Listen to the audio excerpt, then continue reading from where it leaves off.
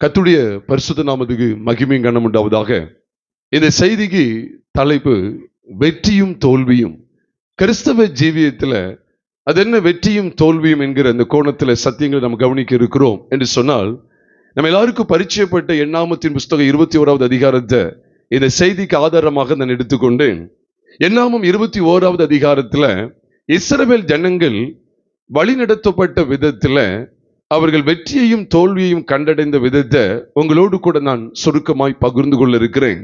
நம்ம எல்லாருக்கும் தெரிந்த ஒரு பகுதி தான் எண்ணாகமத்தின் புஸ்தகம் 21வது அதிகாரம் 1வது வசனத்தை ஒருவர் வாசிக்க நாம் கேட்கலாம். 1வது வசனத்தை ஒருவர் வாசிக்க நாம் கேட்கலாம்.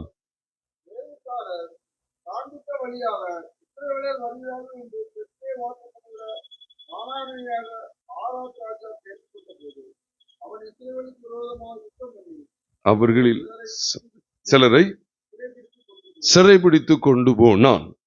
வேவுக்காரர் காண்பித்த வழியாக என்று நாம் இங்கே கவனிக்கிறோம். வேவுக்காரர் காண்பித்த வழி என்று சொல்லும்போது, வேவுக்காரர் எப்போ போய் எங்க போய் பார்க்காங்க அப்படின்னு சொன்னா, கிட்டத்தட்ட கானானை சுதந்திரிக்கக்கூடிய ஒரு இடத்துக்கு அவங்க வந்துட்டாங்க. கிட்டத்தட்ட கானானை சுதந்திரிக்கக்கூடிய இடத்துக்கு வந்துட்டாங்க. இப்ப வேவுக்காரர் அனுப்பப்பட்ட விதத்தை நம்ம உபாகமத்தின் புஸ்தகம் 1வது அதிகாரத்திலே பார்க்கிறோம். காதேஸ் பர்னேயாவிலே வந்து அவர்கள் சேர்ந்ததுக்கு பிற்பாடு மோசே ஒரு கோத்திரத்துக்கு ஒரு நபர் வீதம் 12 கோத்திரத்துக்கு 12 மனிதர்களை தெரிந்து கொண்டு கானான் தேசத்தை வேவு பார்க்கும்படி அனுப்புகிறார். அவர்கள் வேவு பார்த்து திரும்பி வருகிற போது சில அதனுடைய பலன்களை சிலதை அவங்க கையில கொண்டு வந்த விதத்தை நீங்களும் நானும் பார்க்கிறோம். அந்த 12 பேர்கள்ல 2 பேர் தான் எப்புனியின் குமாரனாகிய காலேபும் நூனின் குமாரனாகிய யோசுவாவும் என்று சொல்லி நீங்களும் நானும் வேதத்துல பார்க்கிறோம். அது எண்ணாமத்தின் புஸ்தகத்துல இருக்கு, இங்கேயும் சொல்லப்பட்டிருக்கு. உபாகமம் 1வது அதிகாரத்திலையும் பார்க்கிறோம். இங்கே எண்ணாமம் 21வது அதிகாரம் 1 வசனத்துல பார்க்கும்போது வேவுக்காரர் காண்பித்த வழியாய் என்று நம்ம இங்க கவனிக்கிறோம். அப்ப கிட்டத்தட்ட அவர்கள் கானானை என்ன செய்ய போறாங்க? சுதந்திரிக்க போறாங்க. கானானை வந்து எட்ட போகிறார்கள். அப்ப கானானுக்கு மிகவும் சமீபமாய் நிற்கிற இந்த வேளையில இந்த ஜனம் எவ்வளவா எடறி போனது என்பதை நாம் வேத வசனத்தின் அடிப்படையில் உங்களோடு காண்பித்து கொடுத்து, இவர்களை நிலைநிறுத்துவதற்கு தேவன் தமது கையில எடுத்த ஒரு முக்கியமான பகுதி என்ன அப்படிங்கிறதையும் நான் வேத வசனத்தின் அடிப்படையில உங்களோடு கூட நான் பகிர்ந்து கொள்ள இருக்கிறேன். இங்கே இந்த எண்ணாமம் 21வது அதிகாரம் முதல் 3 வசனங்களை நாம் பார்க்கும்போது, இங்கே ஆராத் என்னும் கானானிய ராஜாவை இஸ்ரவேல் ஜனங்கள் மேற்கொண்ட விதத்தை நீங்களும் நானும் பார்க்கிறோம். முதல் பகுதியிலே அவன் சிலரை இஸ்ரவேலர்களை சிலரை சிறைபிடித்து கொண்டு போகிறான். 2ஆம் வசனத்துல இஸ்ரவேல் ஜனங்கள் தேவனை நோக்கி கூப்பிட்டு ஆண்டவரிடத்தில் ஒரு பிரதிக்கனை பண்ணுகிறார்கள். நீர் அவர்களை ஒப்பு கொடுத்தா, கானானியரை ஒப்பு கொடுத்தா நான் அவர்களை சங்காரம் பண்ணுவோம், அவர்களை பிடிப்போம், அவர்களை சங்காரம் பண்ணுவோம் என்று சொல்லி ஒரு பிரதிக்கனை பண்ணுகிறார்கள். பிரதிக்கனை என்று சொன்னால் ஆங்கிலத்துல ஓ அப்படின்னு சொல்லி சொல்லுவாங்க. ஓ என்று சொன்னால் ஒரு உறுதிப்பாடு அல்லது ஒரு பொருத்தனை அப்படி சொல்லுகிற அளவுக்கு அவர்கள் ஒரு உறுதிப்பாடு பண்ணி கொண்டார்கள். அதன் அடிப்படையில் கர்த்தர் இஸ்ரவேல் ஜனங்களுக்கு செவி கொடுத்து ஆண்டவர் கானானின் ராஜாவாகிய ஆராத்தையும் அவர்களுடைய பட்டணத்தையும் இஸ்ரவேல் கரங்களை ஒப்பு கொடுக்கிற விதத்தையும் அவர்கள் அதை பிடித்து கொண்ட விதத்தையும் 3ஆம் வசனத்துல நீங்களும் நானும் பார்க்கிறோம். கர்த்தருடைய பரிசுத்த நாமம் மகிமைப்படுவதாக. இஸ்ரவேல் ஜனங்கள் வெளிப்படையான ஒரு வெற்றியை சுதந்தரித்தார்கள். They got victory. They got victory over their enemies outwardly அப்படி சொல்லி நமக்கு கவனிக்க முடியும். They got அல்லது they obtained such a outward victory அப்படி சொல்லுகிற அளவுக்கு வெளிப்பிரகாரமான வெற்றியை அவர்கள் சுதந்தரித்தார்கள். ஆனா 4வது வசனம் 5வது வசனத்தை பார்க்கும்போது உள்ளான மனுஷன்ல அவர்கள் தோல்வியை சந்தித்தார்கள். அதை நீங்க கவனிக்க அழைக்கப்பட்டிருக்கிறோம். நம்ம எல்லாரும் அதை கவனிக்கணும். இந்த முதல் 5 வசனங்களை நம்ம பார்க்கும்போது முதல் 3 வசனங்களுக்குள்ளாக இஸ்ரவேல் ஜனங்களுடைய வெற்றி காண்பிக்கப்பட்டிருக்கிறது. 4 மற்றும் 5 ஆகிய 2 வசனங்கள் இஸ்ரவேல் ஜனங்களுடைய தோல்வி அங்கு காண்பிக்கப்படுகிறது. அவர்கள் எதிலே வெற்றி அடைந்தார்கள், எதிலே தோல்வி அடைந்தார்கள் என்பதை தான் இன்றைக்கு உங்களோடு கூட விலாவரியாய் பகிர்ந்து கொள்ள இருக்கிறேன். அவர்கள் வெற்றியை கண்ட விதமானது வெளிப்படையா, எழுத்தின்படி வெளிப்படையான ஜெயத்தை மேற்கொண்டார்கள், ஜெயத்தை கண்டார்கள், வெளிப்படையான சத்துருக்களை மேற்கொண்டார்கள். நம்ம ஆராதனைக்கு முன்பாக கூட நாம் தேவனை மகிமைப்படுத்துகிற பகுதியில இவ்விதமான வார்த்தைகளையும் தேவன் தந்தார். பாருங்க, அப்போஸ்தலனாகிய பவுலுக்கு வெளியிலிருந்து வந்த சத்துருக்களும் மேற்கொள்ளப்படுறத ஆண்டவர் காண்பித்து கொடுக்கிறார். ரகசியமா உள்ள இருந்து வரக்கூடியவங்களையும் கர்த்தர் மேற்கொள்கிறார் என்கிற வெளிச்சத்தை தேவன் அந்த ரெண்டு கோணங்கள்லையும் அப்போஸ்தலனாகிய பவுலுடைய வாழ்க்கையில நடைபெற்ற அப்போஸ்தலனாகிய பவுலை தேவன் காப்பாற்றின விதத்தை குறித்து தேவன் வெளிப்படையை காண்பிக்கிறார். ஆனா இங்க இஸ்ரவேல் ஜனங்கள் ஒரு பகுதியில காப்பாற்றப்பட்டு இன்னொரு பகுதியில வீழ்ச்சி அடைந்து விட்டார்கள். ஒரு பகுதியில வெற்றியை சுதந்திரித்து இன்னொரு பகுதியில தோல்வியை சந்தித்தார்கள். இது எந்த சமயத்துல நடக்குன்னு பார்த்தா, இதான் முதல் முறையா அவங்க கானானியரை மேற்கொள்ற அனுபவமாக முதல் முறையா காண்பிக்கப்பட்டிருக்கு. ஏன்னா இப்பதான் கானானுடைய எல்லைக்குள்ள அவங்க போறாங்க. அப்ப கானானை வேவு பார்த்துட்டு வந்து என்னுடைய சங்கதிகளை சொல்றாங்க. இப்ப அவங்க காமித்த வழிகளை அவங்க போகிறாங்க. இது எந்த கூட்டம் அப்படின்னு சொல்லி இன்னும் உன்னிப்பா நம்ம கவனிச்சோம் அப்படின்னு சொன்னா, ஆரம்பத்தில் அங்கிருந்து வந்திருப்பாங்களே அவங்க கிட்டத்தட்ட அவங்க மடிந்து போயிட்டாங்க. கிட்டத்தட்ட எகிப்திலிருந்து வந்த கிட்டத்தட்ட அந்த ஜனங்கள் எல்லாம் என்ன செஞ்சாங்க, ஒரு பெரும் கூட்டம் மடிந்து விட்டது. ஆனா பின்பு வந்த அந்த இளம் தலைமுறை இருக்காங்க பாருங்க, பின்பு வந்தவர்கள், இப்ப இவர்கள் தான் இந்த கானானை என்ன செய்யக்கூடிய சூழ்நிலை வருது, சுதந்திரிக்க கூடியது வருது. அப்ப முந்தி வந்தவர்கள்ல கிட்டத்தட்ட எப்புனின் குமாரனாகிய காலேபும் நூனின் குமாரனாகிய யோசுவாவின் தவிர வேற யாரும் அங்க பிரவேசிக்க ஆண்டவர் அனுமதிக்கவில்லை என்று சொல்லி வேதத்துல நம்ம தெளிவாக வாசிக்கிறோம். அப்போ வேவுக்காரர் காண்பித்த அந்த வழி, அது மட்டும் இல்ல, கானானியரை இவர்கள் மேற்கொண்ட விதமானது இதான் முதல் முறையா அவங்க கானானியரை மேற்கொள்றாங்க. முதல் யுத்தமா பாக்குறேன். ஏன்னா வேவுக்காரர் உள்ள இருந்து பார்த்துட்டு வந்து தகவலை கொடுத்து இதுக்கப்புறம் இப்ப கானானியரை ஜெயிக்கணும். இப்ப ஜெயிக்கிறதுல ஒரு சிக்கல் வருது. அவர்கள் தேவ சமூகத்துக்கு போகிறார்கள், ஜெயத்தை கண்டார்கள். நம்ம யாருமே மறுக்க முடியாது, அவர்கள் ஜெயம் எடுத்தார்கள். ஆனா 4வது வசனம் 5வது வசனத்துல பாக்குறோம், உள்ளான மனுஷன்ல தோல்வியை சந்தித்தாங்க. பாருங்க, இன்னைக்கு ஆராதனை செய்தியில கேட்டது போல கூட, முதலாவது தேவனுடைய ராஜ்யத்துடைய நீதி தேடுங்கள், அப்பொழுது இவை எல்லாம் உங்களுக்கு கூட கொடுக்கப்படும். இன்னைக்கு மனிதன் எதுல ஜெயத்தை எடுக்க வாஞ்சிக்கிறான் அப்படின்னு சொன்னா, தேவ பிள்ளைகள் அப்படி சொல்லப்படுகிற ஒரு கிறிஸ்தவர்கள் என்ன செய்யறாங்க அப்படின்னா, ஒரு பெரிய தவறு செய்யறாங்க. என்ன அப்படின்னா, இன்னைக்கு ஒரு சாட்சியை சொல்லணும் அப்படின்னா, கர்த்தர் வீடு கொடுத்தார், கார் தந்தார், இப்படி ஒரு திருமணத்தை நேர்த்தியை நடத்தி வைத்தார், இப்படி திருமணத்தை நேர்த்தியை நடத்தி வைத்தார், அது மட்டும் இல்ல இப்படிப்பட்ட ஒரு ப்ரமோஷன் எனக்கு கொடுத்தாரு சொல்லி வெளிப்படையான ஜெயத்தை மேன்மைப்படுத்துகிற ஒரு காரியத்தை மட்டும்தான் அதிகமா நம்ம பார்த்து வருகிறோம். இது தவறு நம்ம சொல்லல. இப்ப நம்முடைய வாழ்க்கையில ஆண்டவர் நமக்கு செய்கிற உலக பிரகாரமான நன்மைகள் அனைத்துமே யார்தான் நமக்கு தருகிறார்? தேவ பிள்ளைகளுக்கு தருகிறது யாருதான்? கர்த்தர் தான் தர்றார். அவரை சார்ந்து இருக்கிறோம். ஒரு வேலை கிடைக்கினாலும் அவர் தான் நமக்கு உதவி செய்கிறார். ஒரு ப்ரமோஷன் கிடைக்கினாலும் ஆண்டவருடைய இரக்கத்தினால் அது கிடைக்கி. ஒரு திருமண காரியத்தை நடத்துற காரியங்களையும் அவர் தான் நமக்கு உதவி செய்து திருமண காரியங்களை நடத்தி தருகிறார். ஒரு குழந்தை பாக்கியம் கொடுக்கனாலும் அவர் தான் அந்த நன்மையை செய்ய முடியும்.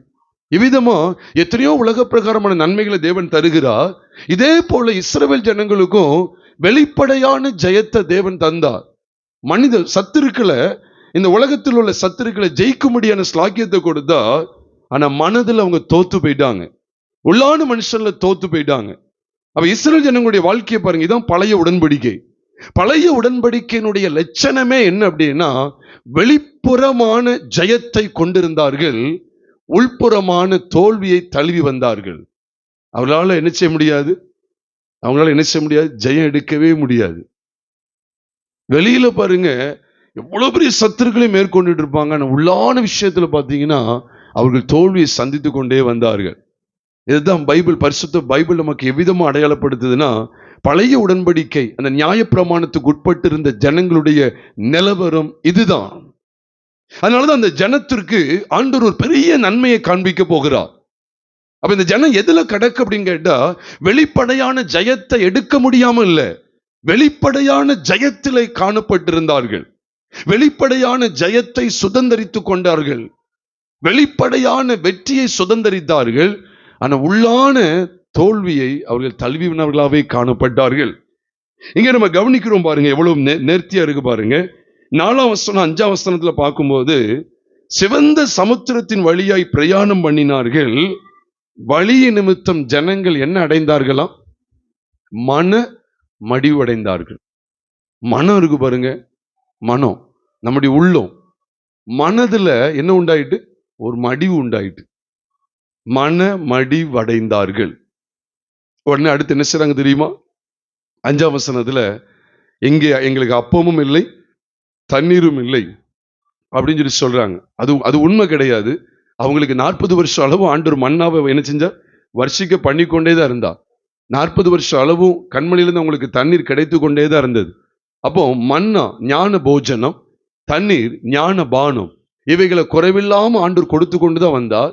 அவங்க அதுக்கப்புறம் ஒண்ணு சொல்றாங்க பாருங்க, 5ஆம் வசனத்தின் பின்பகுதியில, இந்த அற்பமான உணவு எங்கள் மனதுக்கு வெறுப்பா இருக்குன்னு சொல்றாங்க.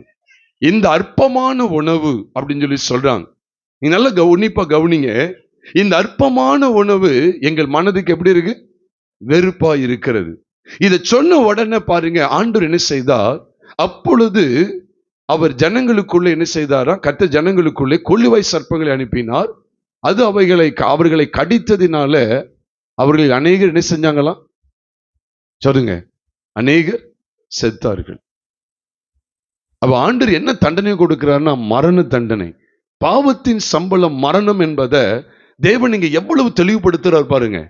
மனிதன் பாவத்துக்கு இடம் கொடுக்கிறான். அது என்ன பாவம்? எதையா பாவம்? அது என்ன பாவம் அப்படின்னு கேட்டா, இந்த உணவு, அற்பமான உணவு எங்கள் மனதுக்கு வெறுப்பா இருக்கிறது. அதை ஏற்றுக்கொள்ள உங்களுக்கு விருப்பம் இல்லை. அந்த உணவை அற்பமாய் அவர்கள் எண்ணினார்கள். இந்த உணவு அப்படி சொல்லி பார்க்கிறோம். இந்த உணவு என்ன? மன்னா. அவர்களுக்கு கொடுக்கப்பட்ட அந்த உணவு என்ன? மன்னா, வானத்திலிருந்து கொடுக்கப்பட்ட அப்பம். அது தூதர்களின் அப்பம் என்று சொல்லியே சங்கீதம் 78வது சங்கீதம் 25வது வசனத்துல நீங்களும் நானும் வாசிக்க முடியும். அது தூதர்களின் அப்பம் என்று சொல்லிய வேதத்திலே சொல்லப்பட்டிருக்கிறது. இந்த சத்தியத்தினுடைய உண்மையான அர்த்தத்தை யோவான் எழுதின சுவிசேஷம் 6வது அதிகாரத்திலே நாம் தியானிக்க முற்படுவோமேயானால், வானத்திலிருந்து வந்த அப்பம் யாருதான்? இயேசு கிறிஸ்து. அன்றைக்கு பிதாக்கள் வானத்திலிருந்து அப்பத்தை புசிச்சாங்க. அப்போ புதிய ஏற்பாட்டு உடன்படிக்கையில, புது உடன்படிக்கையில அல்ல புதிய ஏற்பாட்டு சத்தியங்களிலே வானத்திலிருந்து இறங்கி வந்த அப்பம் யார் என்று சொல்லி தம்மை அடையாளப்படுத்துகிறார்? கிறிஸ்து. கிறிஸ்து தம்மை அடையாளப்படுத்துகிறார். அப்ப இந்த வசனத்தை நல்லா விளங்கிக்கங்க. எங்கே மரணம் உண்டாகிறது என்றால், கிறிஸ்துவை புறக்கணித்து தள்ளுவதிலே. கிறிஸ்துதான் நித்திய ஜீவன், கிறிஸ்துதான் ஜீவன், கிறிஸ்துதான் இரட்சகர். அவரை புறக்கணிக்கிற அத்தனை பேரும் மரணத்திற்கு பாத்திரவான்கள் என்கிற தீர்ப்பை தேவன் அன்றைக்கு முன்னடையாளமாக காண்பித்து கொடுக்கிறார். அதனாலதான் இந்த உணவு, இந்த அற்பமான உணவு எங்கள் மனதுக்கு வெறுப்பா இருக்கிறதுன்னு சொல்லி சொல்லப்படுகிறது. யோவான் 6வது அதிகாரத்துக்கு வரும்போது, யோவான் 6வது அதிகாரம் 31ஆம் வசனத்திலிருந்து பார்க்கும்போது, வானத்திலிருந்து அவர்களுக்கு அப்பத்தை புசிக்க கொடுத்தார் என்று எழுதியிருக்கிறபடி நம்முடைய பிதாக்கள் வனாந்திரத்தில் மன்னாவை புசித்தார்கள் என்றார்கள். உடனே இயேசு அவர்களை நோக்கி சொல்றார், வானத்திலிருந்து வந்த அப்பத்தை மோசே உங்களுக்கு என்ன செய்யல? கொடுக்கவில்லைன்னு சொல்றார். இன்னும் வானத்திலிருந்து அப்பத்தை கொடுத்தார்னு எழுதி இருக்குதே அப்படின்னு ஜனங்கள் 31ஆம் வசனத்தை அழுத்தம் கொடுக்காங்க. இப்ப இவர் சொல்றாரு, வானத்திலிருந்து வந்த அப்பத்தை மோசே உங்களுக்கு என்ன செய்யல? கொடுக்கல. உண்மையிலே வானத்திலிருந்து வந்த அப்ப அந்த மண்ணா எதுக்கு நிழலா இருக்கு? யாருக்கு நிழலா இருக்கு அப்படின்னு கேட்டா, கிறிஸ்துவுக்கு நிழலா இருக்கிறது. உண்மையான அப்பம், மெய்யான அப்பம் அவருதான். அது சொல்றார், என் பிதாவோ வானத்திலிருந்து வந்த மெய்யான அப்பத்தை உங்களுக்கு கொடுக்கிறார் என்று மெய்யாக உங்களுக்கு சொல்லுகிறேன். 33ஆம் வசனத்துல சொல்றார், வானத்திலிருந்து இறங்கி உலகத்துக்கு ஜீவனை கொடுக்கிற அப்பமே தேவன் அருளிய அப்பம் அப்படின்னு சொல்றார். அப்ப இந்த பகுதியில் அவர் என்னதான் சொல்ல வர்றார்? 48ஆம் வசனத்தை பார்க்கும்போது, ஜீவ அப்பம் நானே. உங்கள் பிதாக்கள் வனாந்திரத்தில் மன்னாவை புசித்திருந்தும் என்ன செஞ்சாங்க? மரித்தார்கள். இதிலே புசிக்கிறவன் மறியாமல் இருக்கும்படி வானத்திலிருந்து இறங்கின அப்பம் இதுவே அப்படின்னு சொல்லி ஆண்டவர் சொல்றார். அப்போ இவர்கள் எதை புறக்கணிச்சு தள்ளினாங்க? எதை புறக்கணித்து தள்ளினார்கள்? இதை புறக்கணித்து தள்ளும் போது ஆண்டவர் பாருங்க மரணத்துக்கு ஒப்பு கொடுத்தா. இந்த வசனங்களை நான் தெளிவா என்ன செய்ய கவனிக்க வேண்டியது. ஏன்னா இந்த வசனத்தை நான் உன்னிப்பா கவனிச்சு பாருங்களேன்.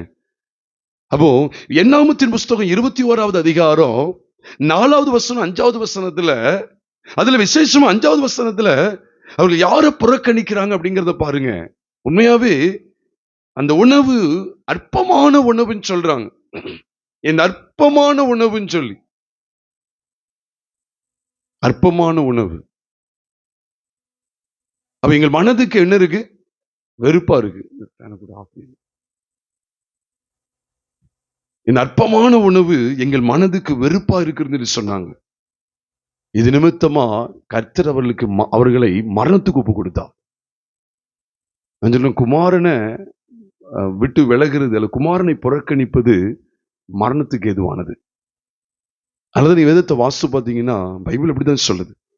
குமாரனை குமாரனிடத்தில் விசுவாசமாய் இருக்கிறவன் ஜீவனை உடையவனாய் இருக்கிறானா. தேவனுடைய குமாரனிடத்தில் விசுவாசமாய் இராதவன் ஜீவனை காண்பதில்லை, தேவனுடைய கோபம் அவன் மேல் நிலை நிற்கும் என்று சொல்லி யோவான் எழுதின சுவிசேஷம் 3வது அதிகாரம் 36வது வசனத்துல சொல்லப்பட்டிருக்கு. நீங்க யோவான் எழுதின சுவிசேஷம் 3வது அதிகாரம் 17வது வசனத்துல நீங்க பாத்தீங்க அப்படின்னு சொன்னா 17வது வசனத்தை பார்த்தோம் அப்படின்னு சொன்னா பைபிள்ல பாருங்க எவ்வளவு அழகா சொல்றாரு பாருங்க. உலகத்தை ஆக்கினைக்குள்ளாக தீர்க்கும்படி தேவன் தம்முடைய குமாரனை உலகத்தில் அனுப்பாமல் அவராலே உலகம் ரட்சிக்கப்படுவதற்காகவே அவரை அனுப்பினார் சொல்றார் பாருங்க. அவரை விசுவாசிக்கிறவன் ஆக்கினைக்குள்ளாக தீர்க்கப்படான், விசுவாசியாதவனோ தேவனுடைய ஒரே பேரான குமாரனுடைய நாமத்தில் விசுவாசம் உள்ளவனாய் இராதபடியினால் அவன் என்ன தீர்ப்புக்கு உட்பட்டாயிற்று? அவ்வளவுதான், மரண தண்டனை தான்.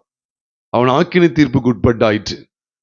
அப்ப இஸ்ரவேல் ஜனங்களுக்கு அன்று எதை காமிச்சு கொடுக்கிறார் அப்படின்னா, என்னைக்கு இந்த வானத்திலிருந்து வெளிப்பட்ட இந்த அப்பத்தை, இந்த மன்னாவை அவர்கள் அற்பமா எண்ணினார்களோ அவருடைய வாழ்க்கை மரணத்தை சந்திக்கிறது என்பதை தேவன் தெள்ள தெளிவாக அவர்களுக்கு காண்பித்து கொடுத்தா.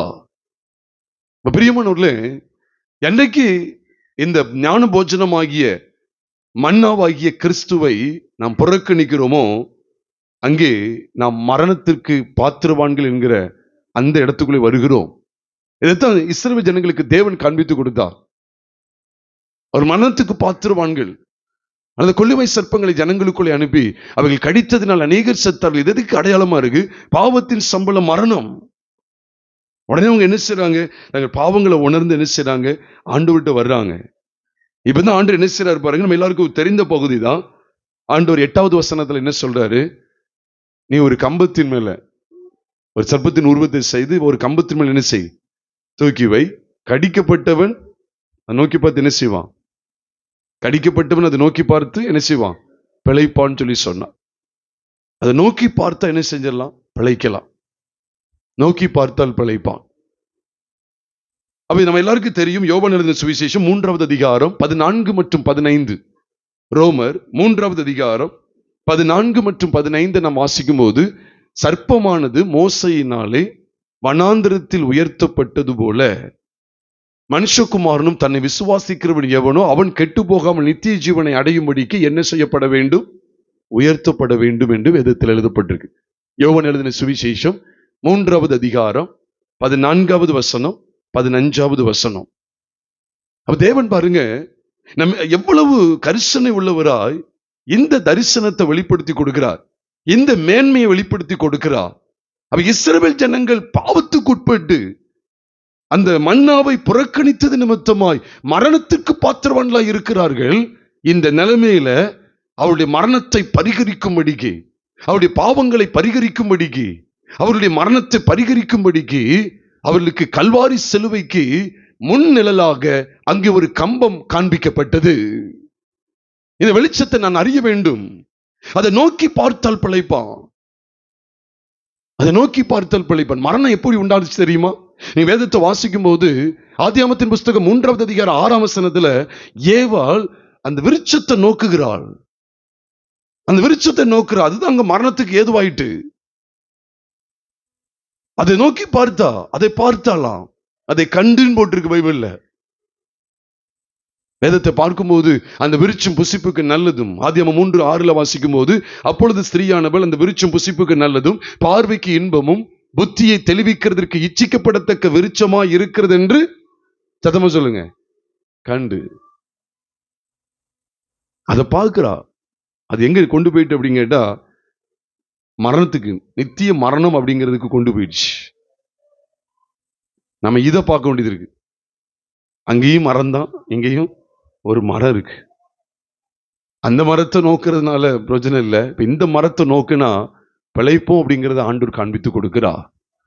அங்கேயும் நோக்கி பார்த்தா அவங்க மடிந்தாங்க, இங்க நோக்கி பார்த்த பிழைப்போம். பிரியமானவர்களே, நீங்க நம்ம எதை நோக்குகிறோம், எதை பார்க்கிறோம், நம்முடைய மனசும் மாம்சம் விரும்பினவைகளை நோக்கி, நமது மனசும் மாம்சமும் விரும்பினவைகளை நாம் நோக்குகிறோமே என்றால் நாம் மரணத்திற்கு பாத்திருவான்கள் என்பதை இந்த பைபிள் வசனம் எவ்வளவு அழகா சொல்லுது பாருங்க.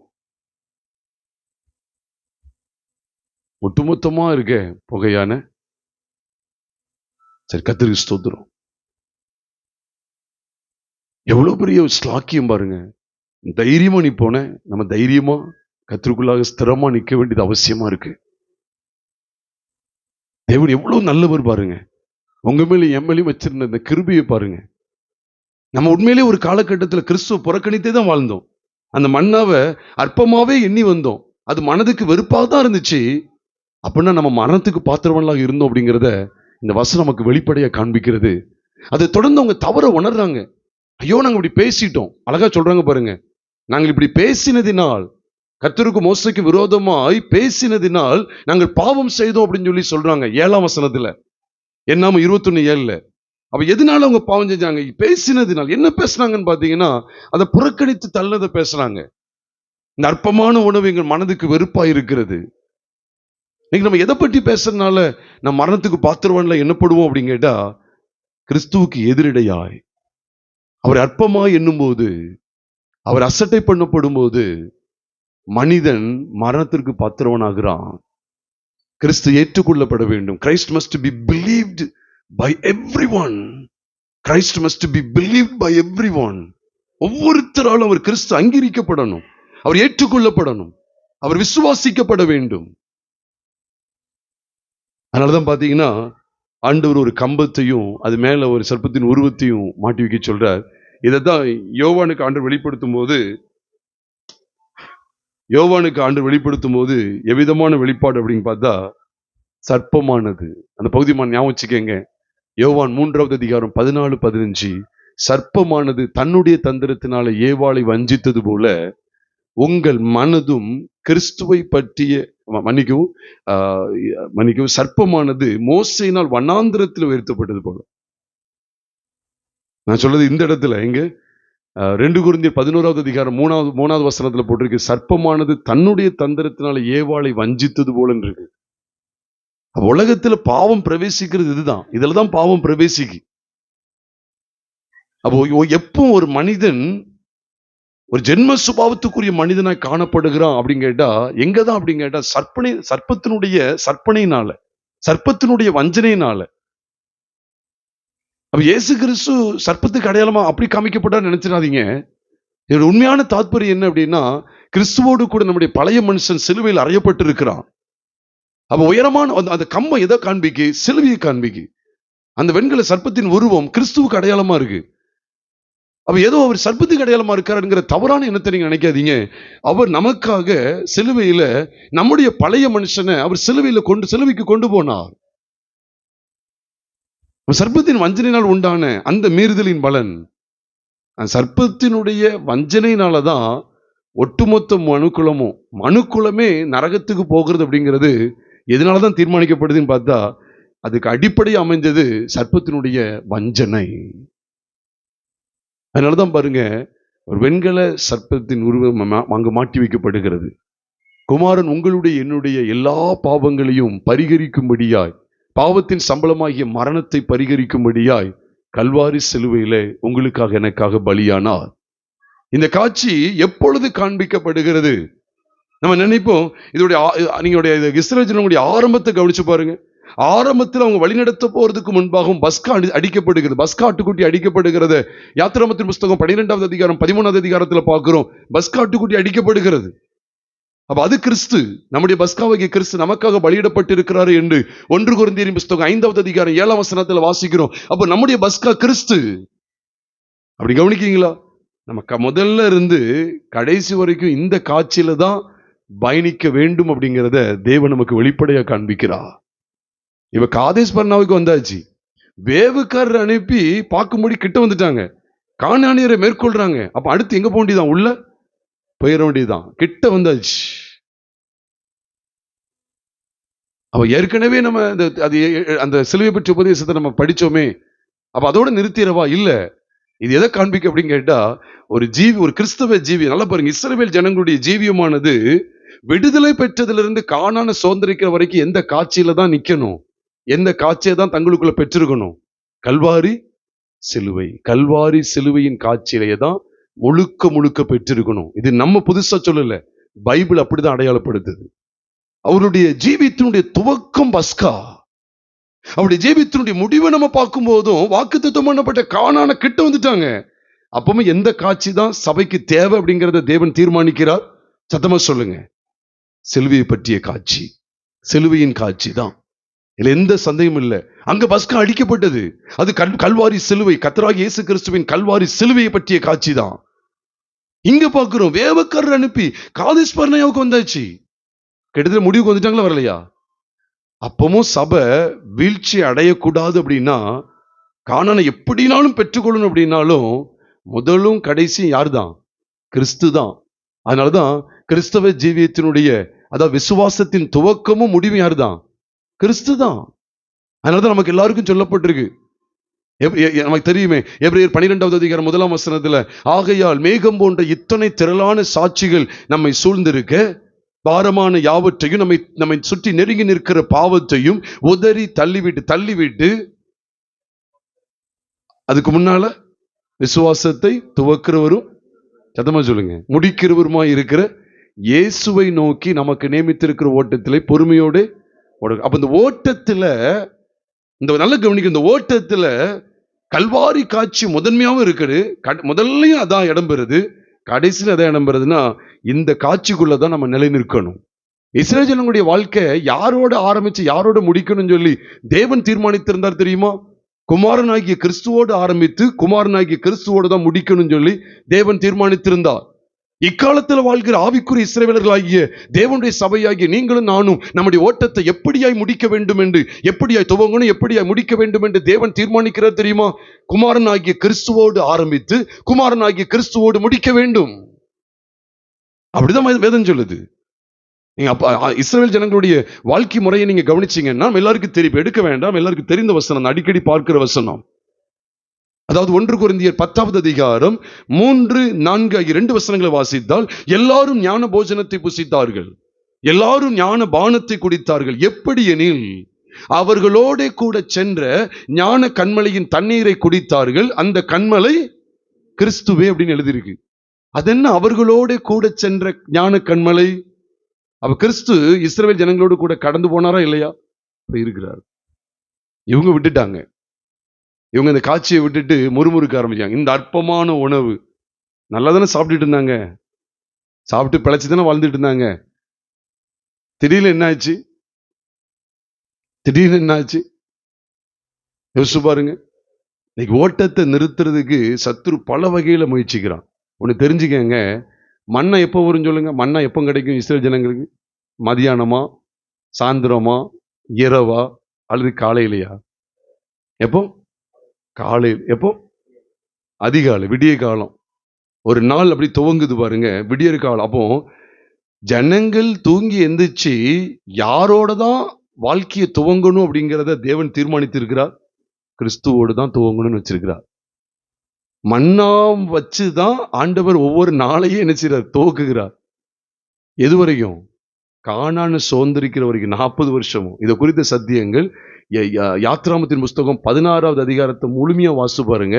40 வருஷம் அளவும் அவர்கள் மன்னாவை புசித்தாங்க. எப்போ? மதியமா, நைட்டா? அப்படி வரவே கூடாது. காலை சொன்னோன்னு அப்ப காலையில பைபிள் வாசிக்கணும், மதியம் நல்லா தூங்கணும் அப்படிங்கிற அந்த அர்த்தத்தை சொல்லல. காலை அப்படிங்கிறது எதுக்கு அடையாளம் தெரியுமா? நீங்க உடனே எழுத்தின்படியான காலையில பைபிள் வாசிக்க சொல்லிட்டார், காலையில மன்னா வந்து சொல்லி இப்படியும் வெளிச்சத்தை சொல்றாங்க. நான் வெளிச்சம் இல்லைன்னு சொல்லல, தப்புன்னு சொல்லல. இதனுடைய நோக்கம் என்னன்னா, உன் வாழ்க்கையானது கிறிஸ்துவோடு தான் என்ன செய்யணும்? ஆரம்பிக்கணும், கிறிஸ்துவோடு தான் முடிக்கணும். அப்ப கிறிஸ்துவோடு கூட உள்ள வாழ்க்கை, அவங்க மன்னாவை புசிச்சுதான் வாழ முடியும். தேவன் தெளிவுபடுத்திட்டார். ஒவ்வொரு நாளும் மன்னா இல்லாமல் இவர்களுக்கு பிழைப்பு இல்லை. கிறிஸ்து இல்லாமல் உங்களால் என்னால் வாழ முடியாது. அதனாலதான் இங்க எவ்வளவு அழகா காண்பிக்கிறார் பாருங்க. இந்த மன்னாவை அசட்டை பண்ணும்போது மரணம் உள்ளே வந்து விட்டது, மரணம் உள்ளே வந்து விட்டது. அதுக்குதான் ஆண்டவர் சிலுவையை முன்னிறுத்துகிறார், கல்வாரி காட்சியை முன்னிறுத்துகிறார். உண்மையா இல்லையா? யோவானுக்கு ஆண்டவர் தானே வெளிப்படுத்துறார், சர்ப்பமானது மோசையினாலே வனாந்தரத்திலே உயர்த்தப்பட்டது போல மனுஷகுமாரன் என்ன செய்யணுமா? எப்படி? தன்னை விசுவாசிக்கிறவன் எவனோ அவன் கெட்டு போகாமல் நித்திய ஜீவன் அடையும்படிக்கு உயர்த்தப்பட வேண்டும் என்று வேதம் சொல்லுது. கெட்டு போகாமல் நித்திய ஜீவனை அடையும்படிக்கு கிறிஸ்து இயேசு உயர்த்தப்பட வேண்டும். அப்ப அன்னைக்கும் ஜனங்கள் மாண்டுகிட்டு இருக்காங்க. சர்ப்பம் கடிக்க கடிக்க மாண்டு செத்துக்கிட்டு இருக்காங்க. அன்று சிலர் பாருங்க ஜீவனை கொடுக்கிறா. இது எந்த வெளிச்சத்துல கிறிஸ்துவின் கல்வாரி அவர்களுக்கு வெளிப்படுத்தப்பட்டது அப்படின்னு சொன்னா, அவர்கள் வெளிப்படையான ஜெயத்தை பெற்றிருந்தாங்க. உள்ளான மனுஷன் என்ன கண்டிருந்தாங்க? தோல்வி. நீங்க பாருங்க, யாருக்குதான் இந்த கிறிஸ்துவ ஆண்டவர் வெளிப்படுத்துற தேவன் வெளிப்படுத்துறாருன்னு கேட்டா, இந்த கூட்டம் தான் வெளியே வரணும். இப்ப ஆராத் ராஜாவை மேற்கொண்டாங்க பாருங்க. அதான் இந்த செய்திக்கு நான் வெற்றியின் தோல்வியின் ஏன் வைக்கிறது காரணம் என்ன அப்படின்னா, இவர்கள் வெளிப்படையான ஜெயத்தை அடைந்திருந்தார்கள். உள்ளான மனுஷன்ல அவங்க என்ன செஞ்சாங்க? தோல்வியை சந்தித்தாங்க. நம்ம எல்லாருக்குமே தெரியணும். ஆபிரகாமை குறித்து நீங்க கவனிச்சீங்கன்னா, ஆபிரகாம் வெளியில 5 ராஜாக்களை மேற்கொள்ற விதம் எங்க காண்பிக்கப்பட்டிருக்கு? ஆதியாகமத்தின் புஸ்தகம் 14வது அதிகாரத்துல காண்பிக்கப்பட்டிருக்கு. அவன் ராஜாக்களை மேற்கொள்றானா இல்லையா? மேற்கொள்றான். 14 இருக்கு, 16ல மாம்சவனை மேற்கொள்ளுது. அடிமை பெண்ணாகி ஆகாரோட போய் சேர்றான். நீ வசனத்தை தாராளமா பாருங்க. இப்ப இதுக்கு அப்புறம் தான் கிறிஸ்துவின் கல்வாரி காட்சி காண்பிக்கப்படுகிறது. எங்கேயே காண்பிக்கப்படுது? 16க்கு அப்புறம் எங்க காண்பிக்கப்படுது? 17ல இருக்குதே. 17 இருக்கா இல்லையா? 17ல இருக்கு. 17ல தான் முதல் முறையா ஆண்டவர் மாம்சத்தில் விருத்த சேதனம் பண்ணுகிற காரியமானது பைபிள்லயே முதல் முறை, பிரமாணத்துக்கெல்லாம் முன்னால முதல் முறை விருத்த சேதனம் அப்படின்னு சொல்லி அந்த காரியத்தை ஆதியாகமம் 17வது அதிகாரம் 10வது வசனத்துல தான் நீங்களான முதல் முறையா பார்க்க முடியும். விருத்த சேதனம் என்ன நினைக்கீங்க? விருத்த சேதனம் அப்படின்னா கிறிஸ்துவை பற்றுவது. கிறிஸ்துவுடைய அந்த அவருடைய மரணத்துல, கல்வாரி சிலுவையின் மரணத்துல பழைய மனுஷன் அடிக்கப்பட்டான்னு சொல்லி ரோமர் 6:6 சொல்லப்பட்டிருக்கு. இதைத்தான் கொலோசியர் 2:11 சொல்லுது. கொலோசியர் 2:11 சொல்லுது. நீங்க தாராளமா எடுத்துக்கலாம்.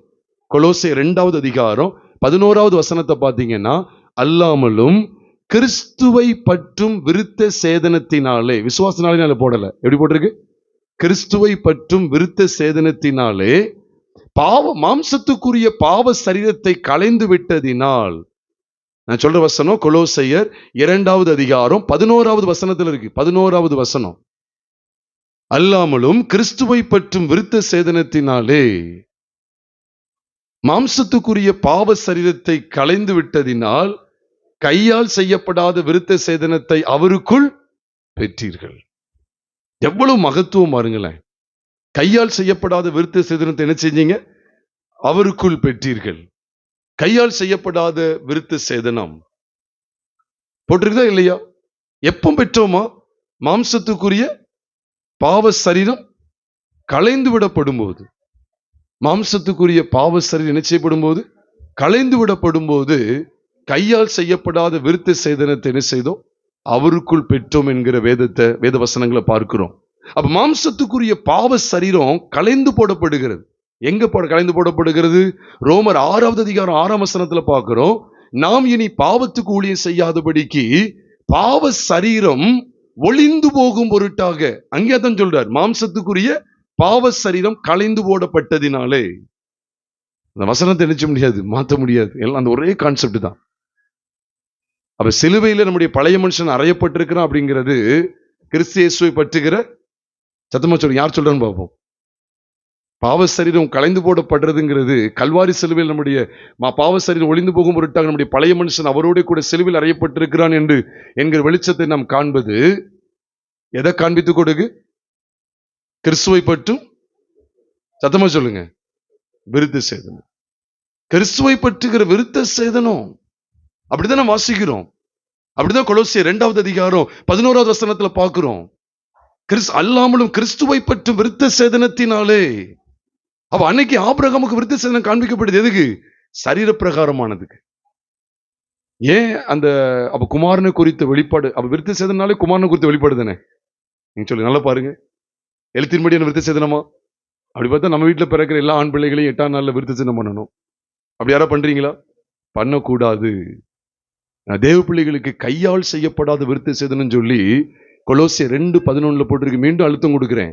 அப்ப ஆபிரகாம்கிட்ட விருத்த சேதனத்தை பத்தி தேவன் பேசினார்னா அது யாரை பற்றிய செய்தி? சத்தமா சொல்லுங்க.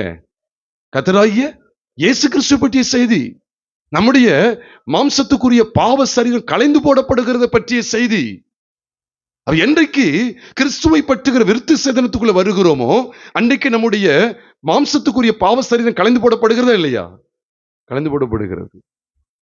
ஏதோ அவர் செய்த அற்புதத்தினால இல்ல, அவர் கல்வாரி சிலுவைக்கு போனதுனால. அதான் ரோமர் 6வது அதிகாரம் 6ஆம் வசனத்தை மீண்டும் அழுத்தம் கொடுக்கிறேன். நாம் இனி பாவத்துக்கு ஊழியம் செய்யாதபடிக்கு பாவ சரீரம் ஒளிந்து போகும் பொருட்டாக நம்முடைய பழைய மனுஷன் அவரோட கூட சிலுவையில் அறையப்பட்டது என்று அறிந்திருக்கிறோம். கொஞ்ச நேரம் தான், வேற ஒண்ணும் இல்ல, ரொம்ப நேரம் இல்ல, கொஞ்ச நேரத்துல மறைஞ்சிடும். அப்போ எவ்வளவு நேர்த்தியா இருக்கு பாத்தீங்களா? அந்த பாவ சரீரத்தை களைந்து போடு. அதான் நுனித்தோலை ஆண்டு நினைச்சாருன்னா எடுத்து போடுகிறான். எதுல? ஆதியாகமம் 17வது அதிகாரத்தில் விருத்த சேதனத்தின் மூலமா அதை எடுத்து போடுகிறான். எவ்வளவு பெரிய மகத்துவம். அப்ப ஆதியாகமம் 17வது அதிகாரத்துல யாரதான் நான் முன்னிறுத்தி பார்க்கணும்? சத்தமா சொல்லுங்க. கர்த்தராகிய இயேசு கிறிஸ்து. நீங்க எழுத்தின்படி பாத்தீங்கன்னா அப்புறம் எல்லார் வீட்லயும் அதுதான் பண்ணணும். ஆண் பிள்ளைகள் எல்லாம் விருத்த சேதனம் பண்ணணும். அது கிடையாது. அது பைபிள்ல புதிய உடன்படிக்கையில விருத்த சேதனம் யாருக்கும் கிடையாது. அப்படிப்பட்ட விருத்த சேதனம் கிடையாது. அப்போ கிறிஸ்துவை பற்றுவதை தான் ஆண்டவர் ஆபிரகாம்கிட்ட பேசுறாரு. எதுக்கு ஆபிரகாம்கிட்ட இந்த கிறிஸ்துவ குறித்து வெளிப்படுத்தப்படுகிறது? ஆதியாகமம் 17ல ஆபிரகாம் 14வது அதிகாரத்துல வெளிப்படையான ஜெயத்தை எடுத்தான். நல்லா உன்னிப்பா கவனிச்சு பாருங்க. வெளியில உள்ள ராஜாக்களை மேற்கொண்டா. நீ நமக்கு என்ன தெரியுமா? ஆண்டவருடைய கிருபையினால் நமக்கு ஒரு வாகனம் கிடைச்சிருது. ஆண்டவருடைய கிருபையினால ஒரு வீடு கிடைச்சிருது. ஆண்டவருடைய கிருபையினால ஒரு தொழில் கிடைச்சிருது. ஆண்டவருடைய கிருபையினால வேலையில ஒரு உயர்வு கிடைச்சிருது. அதுதான் ப்ரமோஷன். ஏதோ ஒண்ணு கிடைக்கும் போது நம்ம அதுல நம்ம சந்தோஷப்பட்டு களி கூறுறோம். நான் சொல்றேன், இதெல்லாம் வெளிப்படையான ஜெயம். இஸ்ரவேல் செஞ்ச அதே இஸ்ரவேலர்கள் இருக்கிற அதே நிலைமைக்கு போயிடாதீங்க. குமாரன் வெளிப்படுத்தப்பட்டதனுடைய நோக்கம் எதுக்குன்னு பாருங்க. ஆபிரகாமுக்கு குமாரன் குறித்த வெளிப்பாடு ஆதியாகமம் 17வது அதிகாரத்தில் விருத்த சேதனத்தின் மூலமா தேவன் வெளிப்படுத்தின நோக்கம் என்ன? 16வது அதிகாரத்துல அவன் வாக்குத்தத்தத்தை விட்டு விலகி ஜீவிக்க ஆரம்பித்து விட்டான். வாக்குத்தத்தத்தை மறந்தவனாய் வாக்குத்தத்தத்துக்கு அபாத்திரமான காரியங்களை செய்து கொண்டு வந்தான். அதனாலதான் குமாரனு குறித்து வெளிப்பாடு வருது. 5 ராஜாக்களை மேற்கொண்டது பெரிய விஷயம் இல்லை. பாருங்க, 5 ராஜாக்களை மேற்கொண்டு அங்க பாருங்க, உள்ள பாருங்க, அவன் இருதயம் வாக்குத்தத்தத்தை விட்டு எவ்வளவாய் பின்வாங்கி போனது அப்படிங்கிறத 16வது அதிகாரத்துல பாக்குறோம். ஆபிரகாம் சாராயுடைய சத்தத்துக்கு செவி கொடுத்தானா? ஆதியாகமம் 16வது அதிகாரம் 2ஆம் வசனத்துல வாசிக்கிறோம். மாம்ச சத்தத்துக்கு செவி கொடுக்கிறான், மாம்சிகமானதுக்கு இடம் கொடுக்கிறான். அப்ப இஸ்ரவேல் ஜனங்களுக்கும் சரிதானே. இஸ்ரவேல் ஜனங்கள் வெளியில ஜெயத்தை எடுத்தாங்க. ராஜாவை ஜெயிச்சிட்டோம். கானானியருடைய ராஜாவை ஆராத்தை மேற்கொண்டுட்டோம். மேற்கொண்டு அதுக்கு ஒரு பேர் வைக்கிறாங்க. அதுக்கு ஒரு பேரே வைக்காங்க. அந்த அளவுக்கு ஜெயம் எடுத்துட்டோம் நாங்க, அப்படி இப்படி நிக்காங்க. ஆனா மனதுல சத்துரு இப்படி போராடிட்டான் பாருங்க. உள்ளான மனுஷன்ல ஜெயம் காண முடியல.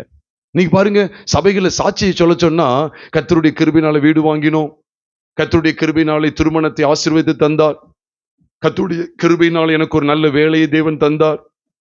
இந்த சாட்சி தான் சபையில இருக்கு. ஏன் இந்த சாட்சி இருக்க மாட்டேங்குது? 5 வருஷமா கோவப்பட்டுக்கிட்டு இருந்தேன், எனக்கு ஏசப்பா கோபத்திலிருந்து விடுதலை தந்தாங்க. ஏதாவது சாட்சி இருக்குதான் பாருங்க. அந்த சாட்சியே கிடையாது. இன்னைக்கு சபையில் அப்படிதான் சாட்சி இருக்கான்னு பாருங்க. சபையில அந்த மாதிரி சாட்சி, நான் ஒரு 4 வருஷமா பெருமைக்கு இடம் கொடுத்திருந்தேன், ஆண்டு இந்த பெருமையை உடைச்சு என்னை வந்து அவருடைய வசனத்துக்கு என்னை தாழ்த்தினார். அந்த சாட்சி இருக்குதா? ஐயா, நான் ஒரு 10-15 வருஷமா நான் மன்னிக்க முடியாத சுபாவத்தோடு கசப்போடு எங்க சொந்தக்காரங்கிட்ட பேசாம, என் கூட பிறந்த சகோதரர்கிட்ட பேசாம நான் மனதுல கடினத்தோடு கூட வாழ்ந்துட்டேன். ஆண்டவருடைய வார்த்தை என்னை சந்தித்து அதை எல்லா கடினத்தையும் உடைத்து இந்த 15 வருஷம் பகையை ஆண்டவர் தூக்கி போட்டுட்டாரு. அப்படிதான் சாட்சி இருக்குதா? 15 வருஷம் கட்டி மறைஞ்சு நீ சொல்றியே, வெக்கமா இல்லை உனக்கு? நான் சொல்றேன், நீ இதுல தோத்து போயிருக்கே, இதுக்குதான் கிறிஸ்து வெளிப்பட்டா. நான் என்ன கேட்கிறேன், கிறிஸ்து இந்த பூமியில ஐஸ்வர்யனை ஆக்குறதுக்கு அவங்களை இப்படி அப்ப நான் கேட்கிறேன், கிறிஸ்து இந்த பூமியில வெளிப்படுறதுக்கு முன்னால எல்லாரும் தரித்திரலா தான் இருந்தாங்களா? சொல்லுங்க. ஏரோது ராஜ மேன்மையில இருக்கிறான். நான் கேட்கிறேன், கிறிஸ்து வெளிப்படுறதுடைய நோக்கத்தை நீங்க அறிஞ்சுக்கங்க. இங்க இருக்கிற எல்லாரும் வியாதிப்பட்டவங்களா? அப்படி எல்லாரும் சரீர சுகத்தை இல்லாம இருந்தாங்க, இவர் வந்துதான் எல்லாருக்கும் சுகம் கொடுத்தார், அப்படியா? இல்ல யாருக்குமே வேலை இல்லாம இருந்துச்சு, குமார் இந்த பூமிக்கு வந்ததுனாலதான் எல்லாருக்கும் வேலை கிடைச்சுங்கிற ஏதாவது அப்படி இருக்கா? அர்த்தம் இருக்கா? ஒண்ணுமே இல்லையே. அதுக்கு முன்னாலே எல்லாரும் பெரிய பெரிய உத்தியோகத்துல இருக்காங்க, தேசாதிபதிகள் இருக்காங்க, பெரிய பெரிய ஸ்லாக்கியத்துல எல்லாம் உட்கார்ந்து இருக்காங்க. இல்லை உண்டா இல்லையா? இருக்கு. இவர் வந்தா எல்லாருக்கும் வேலை போட்டு கொடுத்தாரு. எருசலேமில் எல்லாருக்கும் வேலை போட்டு கொடுத்தாரு. இயேசு வந்துட்டாரு, இனிமே எல்லாருக்கும் வேலை இல்லாதவங்களுக்கு வேலை கிடைக்க போகுது, இதோ ப்ரொமோஷன் தடப்பட்டு இருக்கிற ப்ரொமோஷன் இப்ப கொடுக்க போறாரு. ஏறதுக்கு ப்ரொமோஷன், பெரிய ப்ரொமோஷனே கிடைச்சிட்டு இவர் வந்துதான் கொடுத்தாருன்னு இல்லையே. அப்படியே போட்டிருக்கு இல்லை. தேவ பிள்ளைகள் இதை விளங்கிக் கொள்ள மாட்டேங்காங்க. வெளிப்படையான ஜெயத்தை தான் அறிக்கை பண்றாங்க. எங்க போனாலும் தான் நடக்கு. அங்கங்க எங்க கூட்டம் கூட்டமா போறாங்களா, அங்கேயே தான் நடக்கு. என்ன நடக்கு? இதைத்தான் சொல்லி கொடுத்துட்டு இருக்காங்க. ஆண்டவர் ஆண்டுடைய கிருபையினாலே நாங்கள் கார் வாங்கணும்னு எவ்வளவு பிரயாசப்பட்டோம். கர்த்தருடைய கிருபையினாலே இந்த மாதம் கார் வந்தது. நான் சொல்றேன், இது நீ வெளிப்படையான ஜெயத்தை சொல்ற. உனக்குள்ள இன்னும் பொய் இருக்குதே, இன்னும் கெட்ட வார்த்தை உள்ள இருக்குதே, உனக்குள்ள இன்னும் பணாசை இருக்குதே, இன்னும் உனக்குள்ள பொருளாசை இருக்குதே, இன்னும் உனக்குள்ள கண்களின் இச்சை, மாம்சத்தின் இச்சை, ஜீவனத்தின் பெருமை இருக்குதே. நீ வெளிப்படையான மனுஷன்ல ஜெயத்தை கண்டும் உள்ளான மனுஷன்ல படு தோல்வி அடைந்திருக்கிறாயே, உனக்கு தான் கல்வாரி சிலுவை தேவை. அதனாலதான் பாருங்க, ஆபிரகாம் ஆதியாகமம் 14வது அதிகாரத்துல வெளிப்படையான ஜெயத்தை எடுத்து வருகிறான், சகலத்தையும் திருப்பிக்கிட்டு வர்றான். 16வது அதிகாரத்துல மாம்சத்துக்கு இடம் கொடுத்தான். கிறிஸ்துவ குறித்து வெளிப்பாடு இந்த மனுஷனுக்கு தேவைன்னு சொல்லி 17வது அதிகாரத்துல குமாரனை குறித்து வெளிப்பாடு, கிறிஸ்துவை பற்றும் விருத்த சேதனத்தினாலே உன்னுடைய மாம்சத்துக்குரிய வாழ்க்கை களைந்து போடப்பட வேண்டும் என்கிற அந்த கல்வாரி சிலுவையை பற்றிய செய்தி அங்கே ஆபிரகாமுக்கு காண்பிக்கப்பட்டது. பிரியமானவர்களே, அறிய வேண்டும். சிம்சோனை குறித்து வேதம் சொல்லுகிறது, நியாயாதிபதிகளின் புஸ்தகம் 14வது அதிகாரத்துல அங்கே 6வது வசனத்தை வாசித்தா, 6 மற்றும் 7 கவனித்து பாருங்க. 6ஆம் வசனத்தை ஒருத்தங்க வாசிக்க கேட்கலாம். 6ஆம் வசனத்தை பாருங்க. நான் நேரம் இல்லாதனால கொஞ்சம் நான் வேகமா கடந்து போக வாஞ்சிக்கிறேன். நியாயாதிபதிகளின் புஸ்தகம், ஆம்,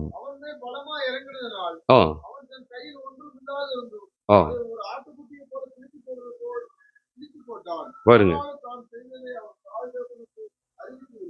பாருங்க, ஒரு ஆட்டுக்குட்டியை கிழிச்சு போடுறது போல சிங்கத்தை கிழிச்சு போயிட்டான்.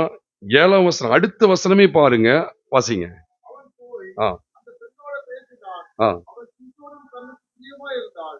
பெரிய சிங்கத்தை அடக்கிட்டான், ஒரு பெண் சிங்கத்துல போய் என்ன செஞ்சுட்டான்?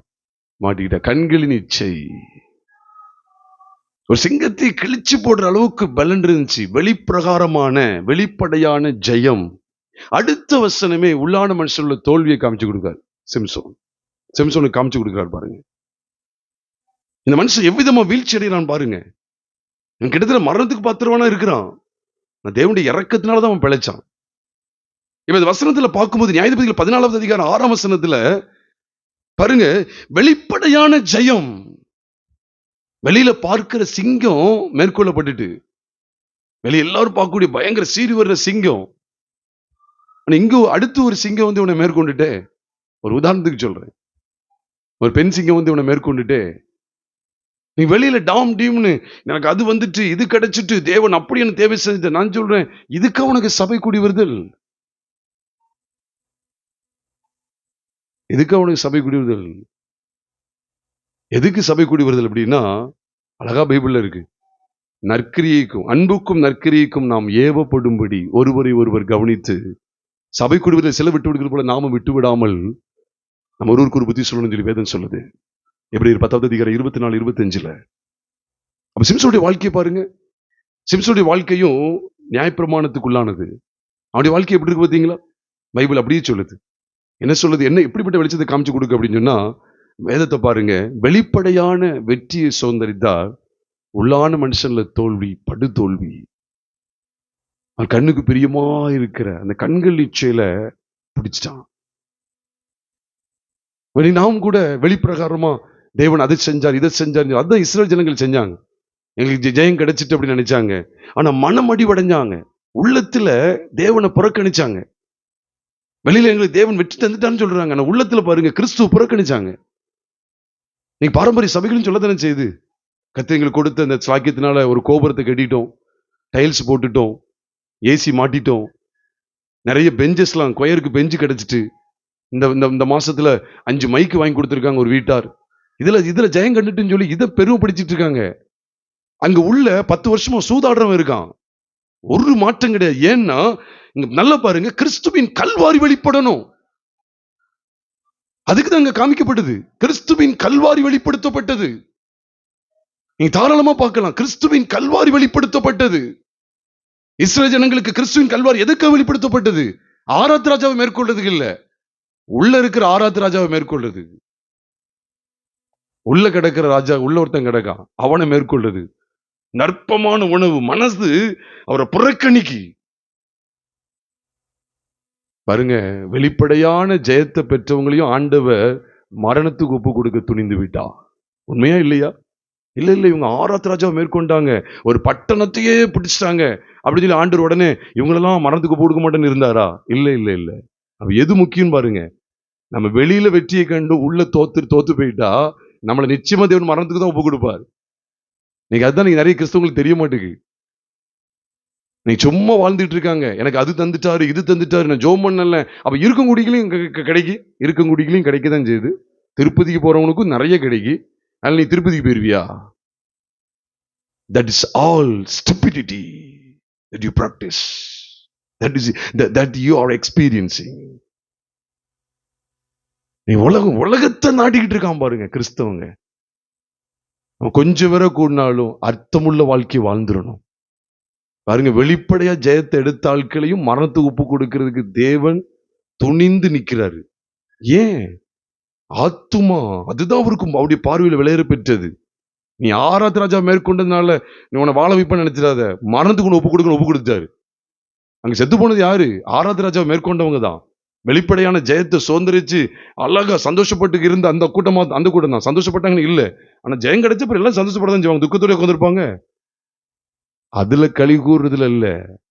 எதுல விஷயம் இருக்கு அப்படின்னு கேட்டா, உள்ளான மனுஷன்ல கோபம், எரிச்சல், பொறாமை, பகை, கசப்பு, பெருமை, களியாட்டுகள், பலவிதமான இச்சைகள், பலவிதமான ஆசாபாசங்கள், பலவிதமான ஆடம்பரமான வாழ்க்கைகளை நோக்குவது, இவைகளிலிருந்து மனிதன் விடுதலை ஆக்கப்படணும். அதற்காகத்தான் குமாரன் இந்த பூமிக்கு அனுப்பினா. நீங்க தாராளமா பார்க்கலாம், கல்வாரி சிலுவை எப்போ இஸ்ரவேல் ஜனங்களுக்கு காண்பிக்கப்படுகிறது? ஆபிரகாமுக்கு எப்போ கல்வாரியை பற்றிய வெளிப்படுத்தப்படுகிறது? அவன் வெளியே ஜெயத்தை எடுத்த போது இல்ல, உள்ளான மனுஷனை தோத்துட்டான். இவனை தூக்கி நிறுத்த வேண்டுமே ஆனால் கல்வாரியை பற்றிய வெளிப்பாடு இல்லாமல் ஒரு கதை நடக்காது. நாம் ஜெபிப்போமா? இருக்க இடத்துல நாம் தலைகளை தாழ்த்தி நாம் ஜெபித்து நிறைவு செய்வோம்.